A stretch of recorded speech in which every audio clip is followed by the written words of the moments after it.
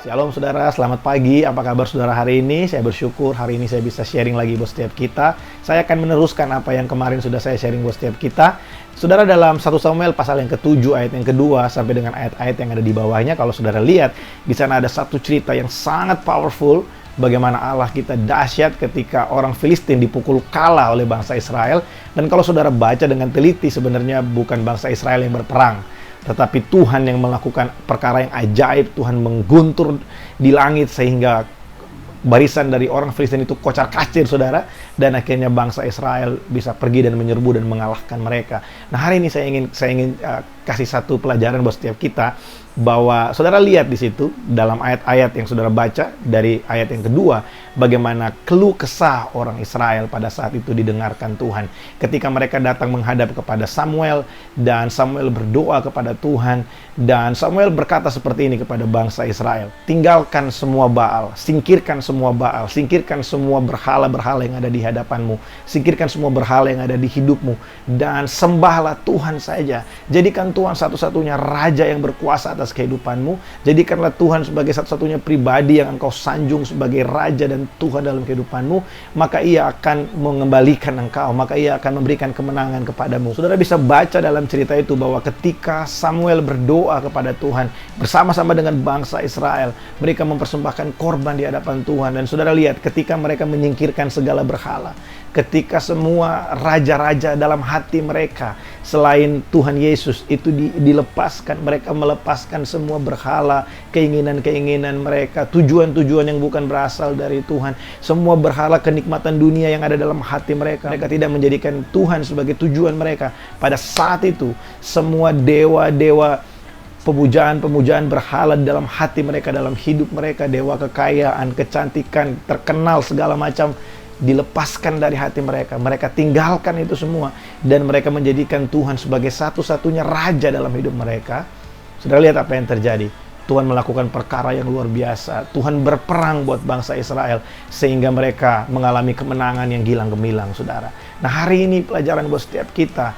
Saudara bisa baca dari 1 Samuel pasal yang pertama sampai 1 Samuel pasal yang ke-7. Saudara lihat betapa Tuhan kita Allah yang penuh dengan belas kasihan, betapa Tuhan kita Allah yang begitu mengasihi umatnya. Saudara lihat ketika bangsa Israel meninggalkan Tuhan, ketika mereka meragukan Tuhan marah sama mereka. Tetapi di saat yang sama Tuhan juga mengasihi bangsa itu. Nah, hari ini saya mau kasih tahu buat setiap kita, mungkin ada banyak hal yang masih kurang dalam hidup kita. Jangan berhenti dalam hal-hal yang masih kurang dalam dosamu. Mari bangkit, karena Tuhan selalu buka tangan buat setiap kita. Tuhan selalu menerima kita. Ada satu hal yang luar biasa dari gospel, dari kabar baik, dari Injil, yaitu bahwa setiap kita, selama kita masih diberikan hari yang baru, selama kita masih dipercayakan nafas yang baru setiap hari, selalu ada harapan buat kita. Tuhan terima kita waktu kita datang kembali kepadanya. Singkirkan semua berhala dari dalam hidup kita, maka kita akan melihat kemenangan bersama dengan Tuhan. Karena kemenangan tidak bisa kita dapatkan dengan yang lain.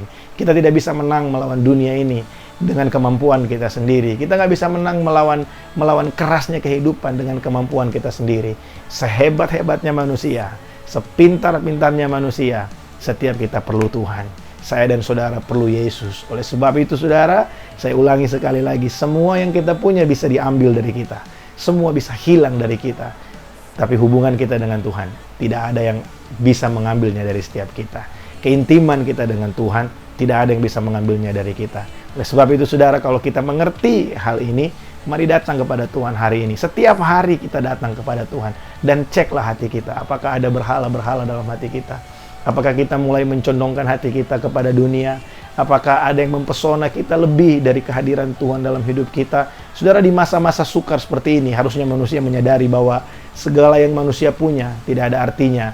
Hanya dalam sekejap mata, Tuhan bisa melakukan sesuatu, dan semua itu hilang dari kehidupan kita. Dan hari ini adalah waktu yang baik untuk kita datang kembali kepada Tuhan. Saya nggak bilang virus yang sedang terjadi hari ini datang dari Tuhan. Tapi lewat semua ini saya mau kasih tahu saudara, ada pesan yang sangat luar biasa buat setiap kita, bahwa kemampuan manusia itu terbatas, tapi kemampuan Tuhan itu tidak terbatas. Saudara akan lihat bagaimana nama Tuhan dipermuliakan lewat semua ini. Hari ini kita nggak tahu apa yang akan terjadi, tapi satu hal yang pasti buat kita yang percaya, ada kemenangan bersama dengan Tuhan. Mungkin hari ini kita dapati kehidupan kita mengalami kerugian, kita mengalami pengurangan dari penghasilan kita. Mungkin saudara yang berusaha, saudara yang bekerja, saudara hari ini mungkin mengalami penurunan dalam penghasilan saudara. Dengarkan baik, penghasilan kita, hidup kita itu diupah oleh Bapa di sorga. Saudara bisa ada hari ini itu karena kasih kemurahan Tuhan. Sebab itu jangan pernah ragukan Tuhan, saudara.